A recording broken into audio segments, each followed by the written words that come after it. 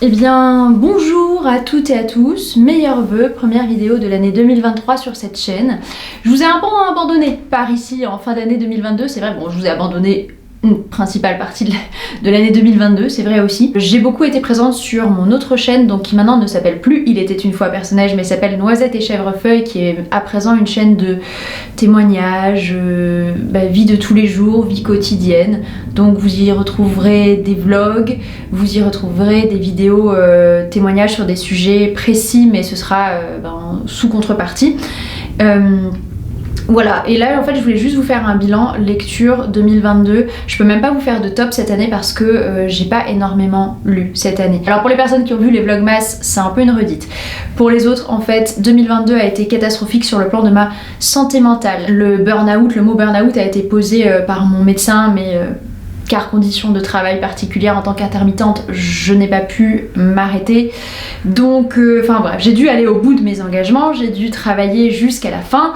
Et voilà, et quand j'avais du temps pour moi, je le passais pas à lire, je le passais à pas être très bien. Donc, maintenant que ça va mieux, que je ne suis plus dans un environnement professionnel toxique, que je suis dans un lieu qui n'est pas toxique non plus, avec des voisins qui ne sont pas toxiques, avec plus de temps pour moi, je me suis remise à lire tout doucement en cette fin d'année. Il y avait une vidéo qui devait sortir pour la rentrée littéraire, que je n'ai pas pu faire, donc je vais tout de suite vous parler de ces ouvrages-là en ce début d'année. C'est la rentrée littéraire de janvier, donc c'est vrai que ça ne compte pas tout à fait pareil, mais tout de même je remets un petit coup de projecteur sur ces autrices-là. Je voulais faire cette vidéo en début d'année. J'avais demandé à des maisons d'édition de m'envoyer des ouvrages, ce qu'elles ont gracieusement fait et je les en remercie. Mais en septembre, j'ai été opérée. Les suites de l'opération ont été un peu compliquées.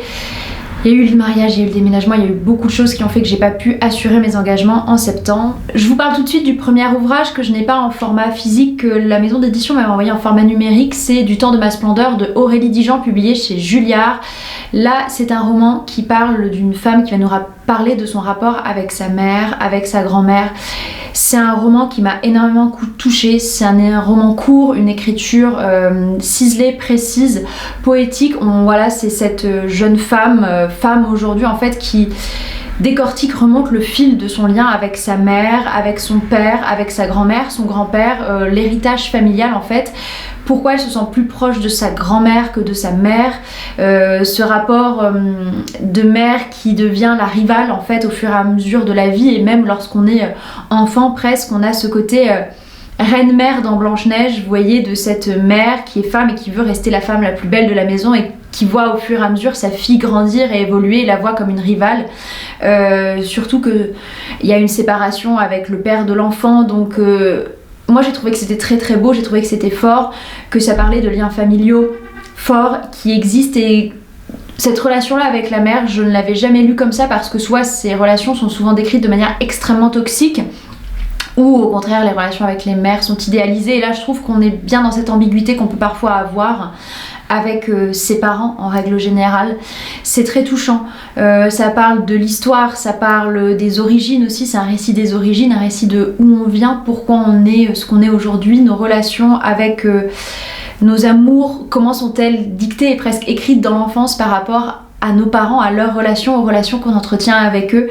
Un très beau roman que je peux que vous conseiller. Les éditions Albin Michel m'avaient fait parvenir Un miracle de Victoria Mas, donc le deuxième roman de l'autrice. J'avais adoré Le bal des folles, je vous remets quelque part la vidéo où j'en parlais. Ici on est dans le Finistère du Nord, il y a une prophétie, il y a eu une prophétie il y a quelques années avec une sœur bénédictine qui a eu les stigmates sur la peau, dans le creux des mains, et on a un décalage, ça commence dans le passé et on arrive dans le présent et on a le récit.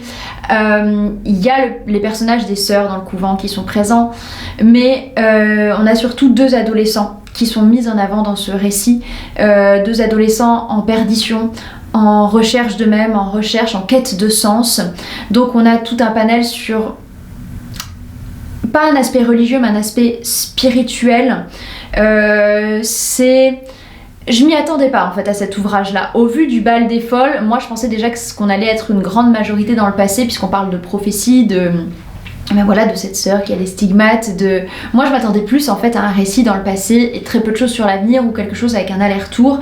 Et là, c'était pas véritablement le cas pour moi, donc j'ai pas accroché au roman Un miracle de Victoria Mass. Après on retrouve l'écriture de l'autrice, donc là-dessus si sa plume vous a plu dans Le bal des folles, mais ça va vous plaire dans Un miracle. Si vous aviez envie que Victoria Mass vous décrive un monde contemporain, là vous y êtes, mais personnellement c'est pas ce que j'avais préféré chez elle dans Le bal des folles, donc vraiment c'est en demi-teinte pour moi que ce récit.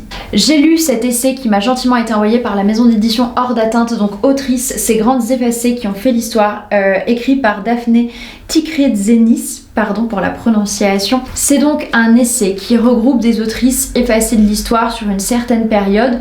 Il y a 3 tomes, 3 essais qui sont prévus pour avancer dans le temps. Et alors personnellement, vous me connaissez, les autrices oubliées, c'est une de mes passions, c'est une de mes marottes. Je cherche ces autrices oubliées. Et j'étais contente d'avoir cet ouvrage-là, cet ouvrage moderne, écrit par une femme, une féministe en fait, qui va nous conter aussi pourquoi, comment les femmes ont été oubliées, ce qu'elles ont écrit, leur contexte d'écriture.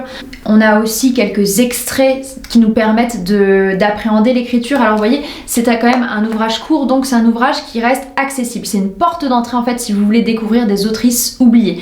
Il faut absolument que je lise l'essai de Titu Lecoq qui est paru l'année dernière, mais j'attends qu'il sorte en poche, il n'est pas encore sorti. Bref, ce n'est pas le sujet, mais c'est d'ailleurs Titu Lecoq qui a écrit la préface. Que voulez-vous que je vous dise? C'est un récit pour moi d'utilité publique, c'est un ouvrage pour moi d'utilité publique qui devrait être dans tous les CDI, dans tous les collèges, pour qu'on puisse un petit peu avoir de nouveaux exemples et des exemples de littérature féminine et qu'on parle en fait un peu des autrices et qu'on sorte des autrices qu'on connaît tous, toutes et généralement qu'on connaît, c'est Madame de Lafayette et George Sand. On a un peu Marceline Desbordes-Valmore, on va commencer à avoir un peu Christine de Pisan, Marie de France, mais déjà là c'est la limite. Mais en fait au bout d'un moment, eh bien il faut que ces ouvrages existent et il faut qu'ils soient entre les mains de la jeunesse avant tout. Donc si vous êtes professeur de lettres, essayez de faire acheter ça à vos établissements scolaires, c'est hyper important. Merci beaucoup à la maison d'édition Hors d'atteinte de m'avoir fait parvenir ce récit. Si vous voulez vous renseigner sur les autrices qui ont existé, ce qu'elles ont écrit, si vous voulez savoir, si vous voulez plonger plus dans leur texte, plus en profondeur, eh bien c'est une très belle porte d'entrée.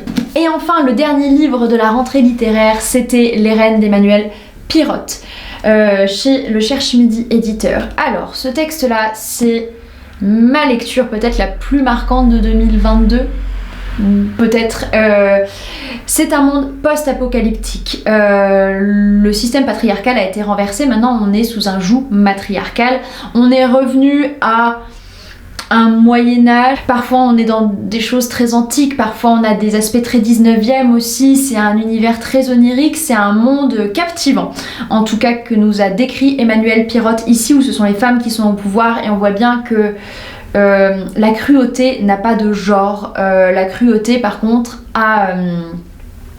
va avec la notion de pouvoir, la notion de garder son pouvoir, de vouloir rester en place. La politique amène une certaine forme de cruauté et c'est une réflexion qui est très intéressante, à savoir peut-on être un souverain éclairé, un dirigeant, une dirigeante éclairée. Ce sont plein de questions couvre le livre d'après moi. J'ai énormément apprécié la plume d'Emmanuel Pirotte, c'était extrêmement poétique. Ça faisait longtemps que j'avais pas lu un ouvrage comme ça. Ça a des aspects un peu à la Estelle Faye. Après, il y a des choses dans son univers, ou en tout cas avec certaines thématiques, où moi je mets un peu un haut là. C'est-à-dire qu'on a une jeune fille qui a 14 ans au début du récit, qui est très très vite extrêmement sexualisée et par tous les autres personnages jusqu'à la fin du récit. Et je trouve qu'aujourd'hui ce n'est plus possible de sexualiser des ados, quoi, des pré-ados qui sont tout juste pubères. Moi je trouve que ça me met extrêmement mal à l'aise, surtout quand ils entretiennent des relations avec des personnes beaucoup plus vieilles qui ont le double, voire le triple de leur âge. Je trouve qu'au bout d'un moment c'est plus possible de laisser passer ça. Son discours aussi sur la maternité parfois me pose question, je sais pas où se situe l'autrice exactement. Il n'empêche que cet univers est excellent, que ça ferait un film mais formidable ou une série. Je me suis très bien imaginé une série à chaque fois d'une quarantaine de minutes par épisode en suivant tous ces personnages. Il y a un très beau rapport au théâtre, au texte de théâtre.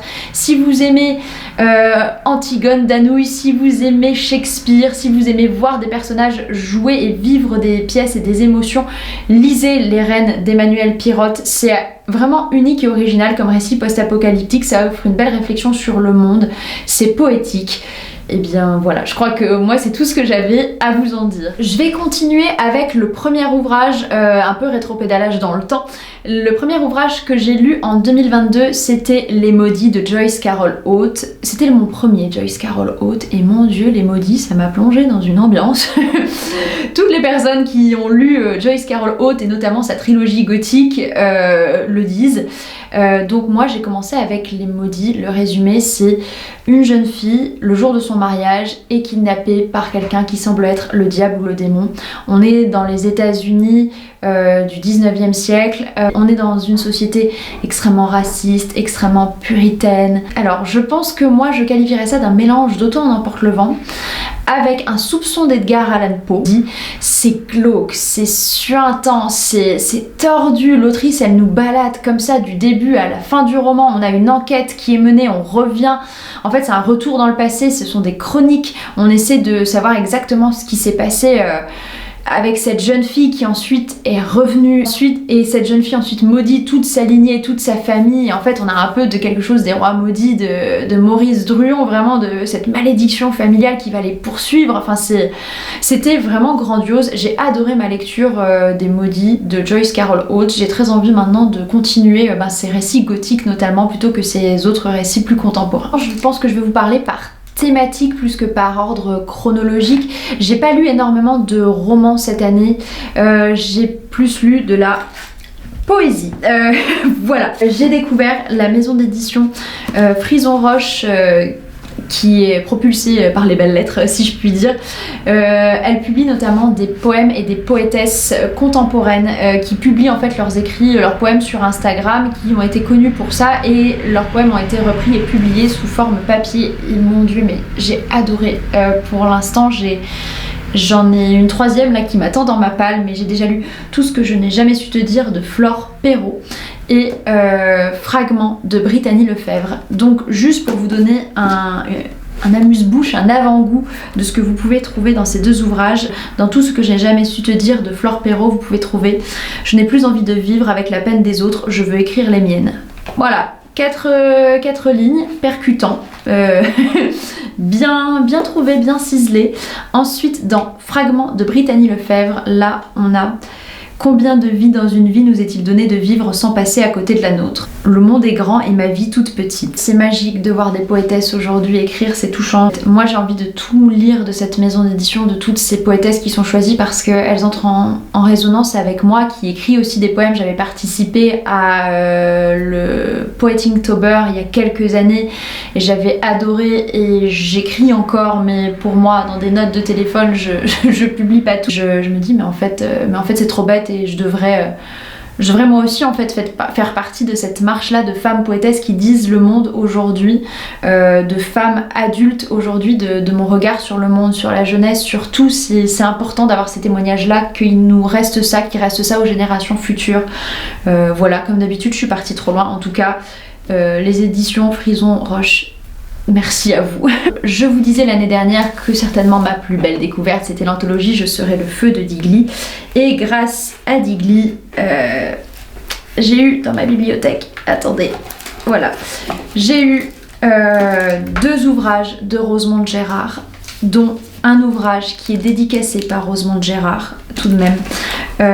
Il y a ce livre là qui est Les Pipeaux. Ça y est, les fleurs du mal ont été dépassées, hein. Je vous le dis, pour moi c'est Les Pipeaux de Rosemonde Gérard qui a cette écriture sur la vie, l'amour, la mélancolie, la nature, le paysage, la campagne, le rapport à soi, à la féminité. Enfin c'est bouleversant. Et Les Pipeaux, mais c'est ma plus belle lecture de 2022 je crois, sans aucun doute. Ensuite dans L'Arc-en-Ciel, donc son autre recueil de poèmes que mon amoureux m'a offert et qui est dédicacé par Rosemonde Gérard. Je ne peux m'empêcher de vous montrer la dédicace de Rosemonde Gérard, avril 1931, à Germaine Elby qui n'a pas une ombre sur son cœur ardent et vermeil, à Germaine Elby, reine d'un ciel sombre dont sa blondeur est le soleil.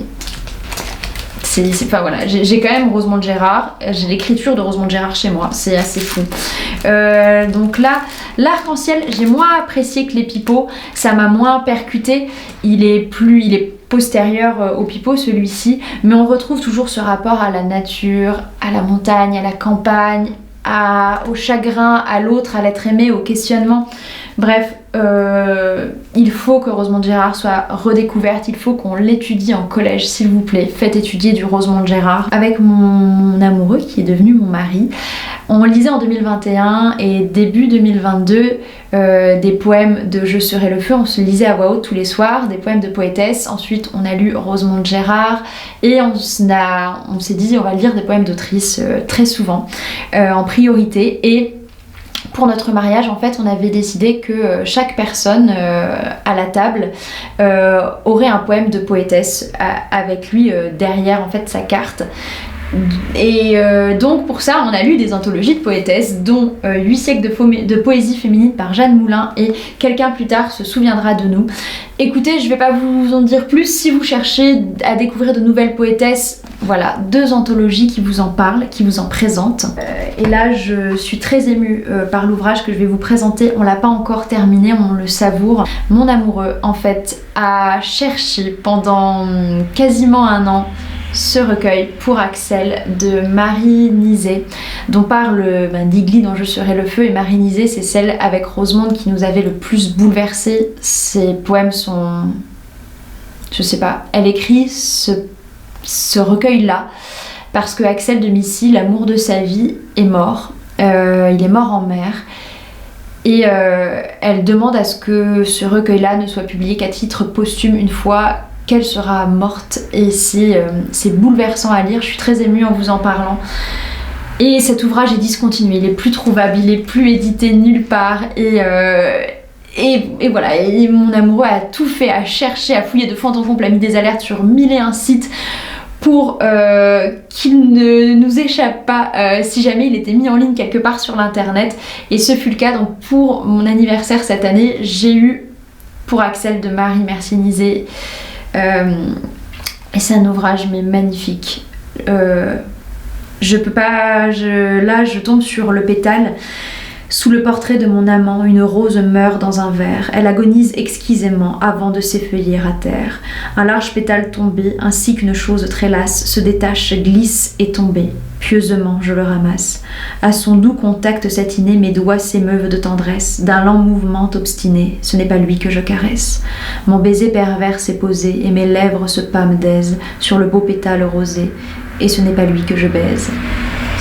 C'est pas le plus beau encore celui-là, parce ensuite il y a tous les poèmes qui ont été dans ce recueil-là. En fait, elle a mis les poèmes qu'elle a écrits pour Axel lorsqu'il était vivant, et ensuite une fois qu'Axel est mort. Donc autant vous dire que d'un coup on sent que l'amour de sa vie n'est plus là. Là il y a Amour posthume, enfin... Malheureusement cet ouvrage vous ne pourrez pas l'avoir entre les mains parce qu'il est discontinué, mais... je ne sais pas, il faudrait qu'on fasse pression pour qu'il soit réédité à nouveau aujourd'hui. Il faut demander à il faut demander à Gallimard de le prendre en fait, et de faire en sorte que Marie Nizet soit aux côtés des plus grands et plus grandes chez la NRF quoi. En fait, s'il vous plaît Gallimard, si vous passez par là, Marie Nizet, je vous assure qu'elle se vendra comme des petits pains. Cet été, je n'ai pas lu de roman. Pourquoi? Parce que cet été, j'étais en train d'écrire, de préparer mon spectacle, un spectacle sur Jeanne d'Arc qui est une commande de la ville de Vaucouleurs. Donc ma compagnie écrit et met en scène 2 spectacles. Moi, j'ai écrit un spectacle qui s'appelle Jeanne et qui jouera le dimanche 25 février ou 26 février 2023. Je vous mettrai la date en barre d'infos si jamais vous êtes intéressés. Et pour écrire un spectacle sur Jeanne d'Arc, eh bien, je me suis référencée. J'ai fait un gros travail d'archives, de tout ça, de plein d'ouvrages sur Jeanne d'Arc pour connaître encore mieux mon sujet. Donc, sur Jeanne d'Arc, j'ai lu Jeanne d'Arc de Régine Pernoud, publié chez Artege Poche, Petite Vie. Celui-ci c'est celui qui est le plus annoté parce que j'ai trouvé que c'était le plus concis, qui allait droit au but. Si vous voulez avoir un aperçu complet autour de la vie de Jeanne d'Arc, autour des polémiques qui existent sur Jeanne d'Arc, de ce qui s'est dit au fur et à mesure des siècles, des témoignages, tout ça, vraiment celui-ci, je trouve que c'est celui qui est le plus à recommander si la figure de Jeanne d'Arc peut vous intéresser. Également lu quand même Jeanne d'Arc, jeune fille de France brûlée vive par Max Gallo de l'Académie française parce que c'est une référence. Après la petite biographie de chez Tom Pouce parce que tout de même, soyons classiques, de Colette Beaune sur Jeanne d'Arc. Je vais pas vous parler à chaque fois de chaque livre en détail, vous voyez, parce que bon, ça reste des livres autour de Jeanne d'Arc, donc ça raconte quand même la même histoire. Ensuite, il y a Jeanne d'Arc, héroïne diffamée et martyre de Claude Gauvard. Celui-ci, je l'ai pris pour un petit peu aller plus loin, notamment dans le procès, dans ce qui s'est passé une fois qu'elle a été arrêtée. Même si j'en avais pas besoin pour mon spectacle, je voulais avoir une vue d'ensemble sur l'héroïne. Et ensuite, j'ai aussi pris, là c'est un essai, Les genres fluides de Clovis Maillet, de Jeanne d'Arc aux Saintes Trans. Comme le dit le titre, c'est sur les genres fluides. J'aborde pas la transidentité dans mon spectacle sur Jeanne d'Arc, mais il n'empêche qu'il faut avoir en tête que Jeanne d'Arc c'est quand même une femme qui se travestit, qui est chevaleresque, qui s'habille en homme, qui décide d'abandonner ses habits de femme pour faire la guerre. Donc je trouvais que c'était intéressant de lire cet essai-là qui nous parle justement de Jeanne d'Arc, de cette figure-là de travestissement, voilà, peut-on imaginer Jeanne d'Arc serait-elle aujourd'hui, Jeanne d'Arc en fait aurait-elle transitionné aujourd'hui, on ne sait pas, enfin vous voyez, c'était pour avoir une vue d'ensemble sur plein de choses. C'était assez éclectique comme lecture sur Jeanne d'Arc, mais sait-on jamais si la figure vous intéresse, et surtout si la figure vous intéresse mais dans une visée un peu plus contemporaine et 2022 avec des enjeux de société actuels, eh bien je vous recommande déjà de lire cet essai. Et en fait moi je trouve que c'est une figure qu'il est important de s'approprier, de se réapproprier, parce que c'est une figure qui n'appartient pas exclusivement aux catholiques. Voilà, désolée si vous passez par là, cette Jeanne d'Arc ne vous appartient pas, comme elle n'appartient pas au Rassemblement national, comme elle n'appartient pas à la région Lorraine. Jeanne d'Arc est une figure nationale et chacune va y coller son discours. Moi je vais y coller mon discours de féministe par exemple. Ai-je tort, ai-je raison? Il n'y a pas de vérité absolue, il y a ce qu'elle était, il y a ce qu'on en a fait aujourd'hui, et je trouve qu'il est important que chacune puisse se faire une idée sur Jeanne d'Arc et puisse y trouver quelque chose à y redire, mais par rapport à soi. Voilà, je sais pas si je suis claire, je ne pense pas, mais c'était mon petit laïus sur Jeanne d'Arc.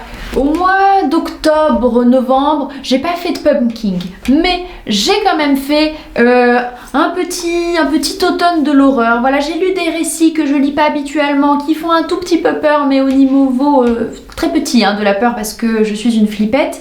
Et en fait sur Instagram vous m'aviez recommandé des ouvrages et celui-ci je l'avais vu. Je vais commencer par celui-là de École pour filles de Ariane Lessard.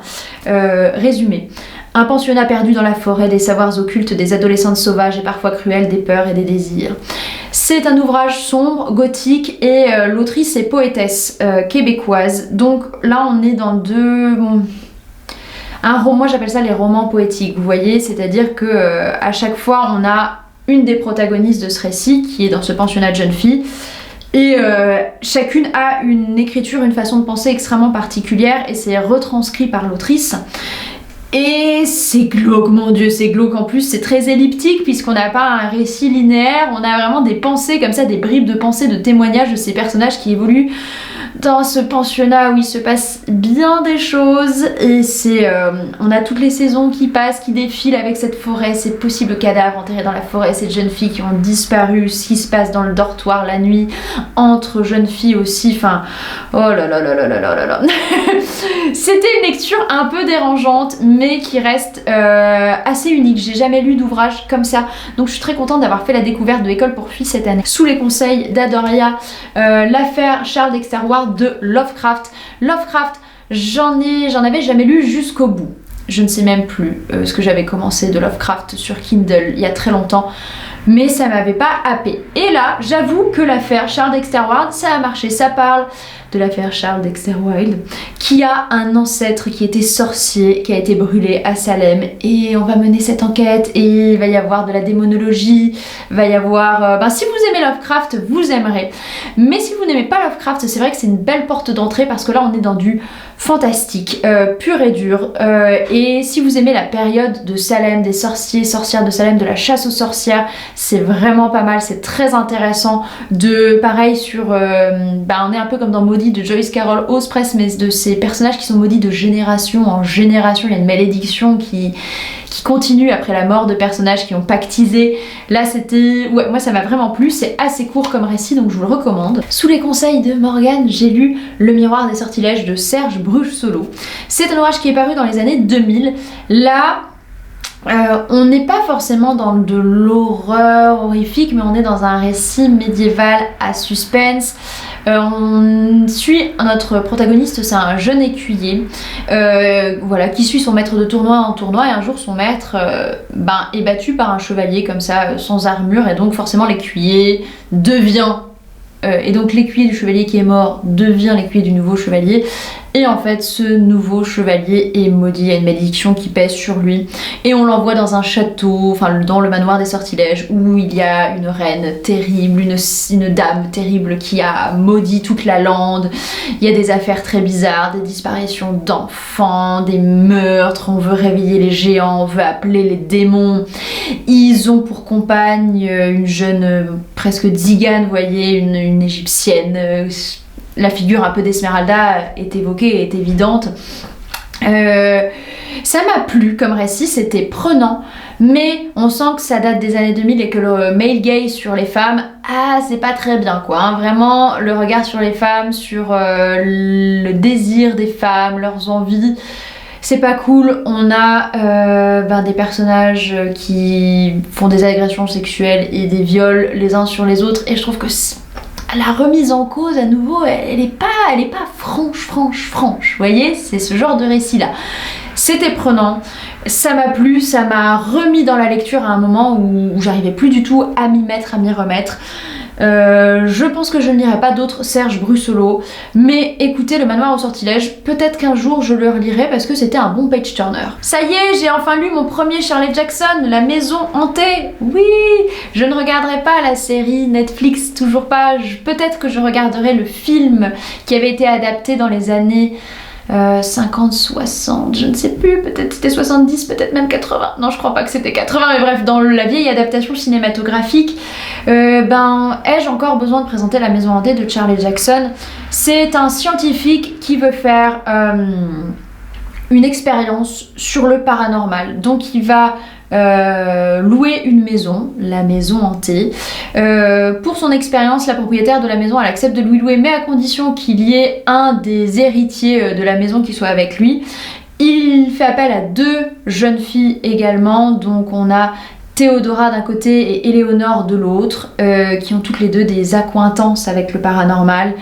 Et c'est un roman d'ambiance à suspense, c'est pas un roman d'horreur pure. C'est vraiment, tout est suggéré quand même dans ce roman. L'ambiance est présente et pesante, mais ça vous fera pas dresser les cheveux sur la tête. Ça vous fera un peu cogiter, c'est vrai, mais vraiment moi je suis au niveau 1 de la peur. Vraiment je peux pas lire ou regarder des choses qui font trop peur, et vraiment là ça va. C'est plus des interrogations, de l'ambiance, tout est suggéré, c'est par des bruits, par des choses, on est presque dans du fantastique. Parfois on se demande si les personnages... on nous présente déjà les personnages comme ayant possiblement des troubles, donc on est dans la question de s'imagine-t-il tout ce qui se passe, est-ce que ça se passe pour de vrai. L'écriture est très lointaine, à la fois on a les pensées des personnages, mais à la fois on est très loin d'eux. Le narrateur est un peu double, on ne sait pas à qui faire confiance dans ce récit, et ouais, ça m'a plu. Je pense lire Nous avons toujours vécu au château, et je pense même que je préférerais au final Nous avons toujours vécu au château, et c'est ce qu'en général vous me disiez sur Instagram, que vous me recommanderiez plus de lire celui-ci de Shirley Jackson. Donc écoutez, pourquoi pas à l'automne de l'année prochaine lire un nouveau Shirley Jackson. Ça vient, bon, j'ai presque terminé cette vidéo. Là il faut que je vous parle d'un ouvrage hors toute catégorie. Cette année j'ai donc entamé une thérapie. Ça fait beaucoup de bien. Je ne peux que vous recommander d'entamer une thérapie si ça ne va pas. on ne parle pas assez de santé mentale. Je trouve qu'on met encore trop de mystère autour des thérapies et que tout le monde se dit ce n'est pas pour moi alors que je pense que tout le monde devrait faire une thérapie. Ça fait du bien, ça aide à avancer. Et ma psychologue m'a parlé de Claire Marin qui a écrit ce petit témoignage qui s'appelle Hors de moi. Claire Marin, c'est aussi une philosophe psychologue qui écrit par rapport à la douleur puisque elle est atteinte d'une maladie auto-immune qui l'a fait souffrir le martyre. On ne sait pas ce que c'est cette maladie. Et en fait, dans Hors de moi, Claire Marin parle de sa vie en tant que patiente, de son rapport à la douleur, de son rapport au médecin, à l'hôpital, de son rapport à son corps qui ne lui appartient plus, qui appartient au domaine médical, à sa pudeur qui n'existe plus. Écoutez, moi j'ai lu ça lors d'une insomnie parce que je souffrais. Voilà, donc c'était bien, c'était très cathartique. Si vous souffrez d'une maladie auto-immune, vous vous y retrouverez, même si vous êtes malade en fait, pas forcément de maladie auto-immune, mais si vous êtes un malade, une patiente, un patient, ça peut faire du bien de se dire qu'on n'est pas tout seul à être traité comme ça parce que le système et les hôpitaux et les médecins, on sait ce que c'est.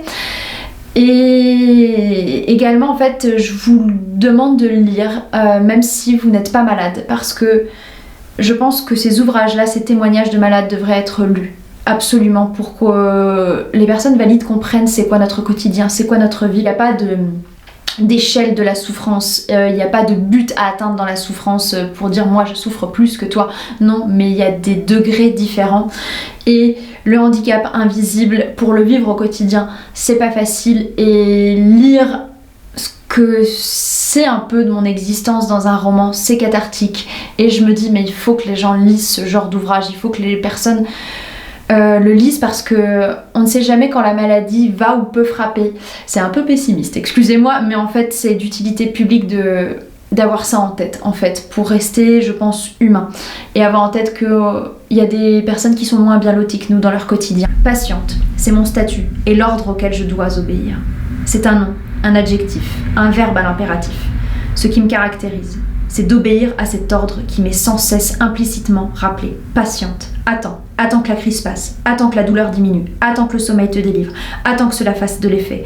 1 heure, 3 jours, 2 semaines, attends que les effets secondaires s'atténuent. Subis, supporte, accepte, résigne-toi, fais avec. Laisse passer sur toi les heures, laisse-les défiler comme si elles ne comptaient pas, comme si ta vie était déjà hors du temps, comme si ces moments ne t'étaient pas volés, comme si la douleur se diluait dans l'attente. Sois patiente, sois une bonne patiente. Accepte toutes les humiliations, subis les examens avec l'indifférence d'un cadavre, laisse couler sur toi le froid, les rires de ceux qui t'examinent en se racontant leur week-end, le déménagement à l'anniversaire du petit. Ne t'énerve pas quand ils te glissent dans le scanner comme on jette une lettre au feu, sans rien dire, sans prévenir du bruit assourdissant, comme un bombardement qui agresse pendant une demi-heure. Ne t'impatiente pas quand ils te laissent à jeun toute la journée pour un examen finalement reporté au lendemain. Et on termine par le Lady Macbeth épisode. Voilà, ce sont toutes les lectures que j'ai pu faire pour le Lady Macbeth épisode. Donc suivez les lives puisque j'en parle plus. J'ai Gruach aussi, que là je n'ai pas en main, qui est une pièce de Gordon Mactolmy qui est un préquel à Macbeth de Shakespeare. Il y a le Dunsinane de David Grieg qui est ma plus belle lecture théâtrale de l'année. J'ai adoré découvrir cette pièce. La Lady Macbeth de Mtsensk de Nikolai Letskov. Là, celui-ci on en parle dans le live qui a eu lieu ou va avoir lieu en fonction de quand je poste la vidéo. J'ai relu la nouvelle Les Yeux de Lady Macbeth de Louisa May Alcott. Je vous en avais déjà parlé sur la chaîne donc je vous link la vidéo. Et j'ai également lu cette pièce Lady Macbeth d'après l'autre de William Shakespeare de Pamela Edward et Gaspare Dori. Et là c'est une réécriture de Macbeth où on a juste Lady Macbeth et Macbeth qui sont présents sur scène pendant la pièce. Enfin voilà, on sait ce qui se passe nous en tant que spectateurs, spectatrices, lecteurs, lectrices de Shakespeare. Et une fois que Lady Macbeth et Macbeth sont morts, ils reviennent sur scène et ils vont nous raconter leur histoire de leur point de vue, ce qui s'est passé.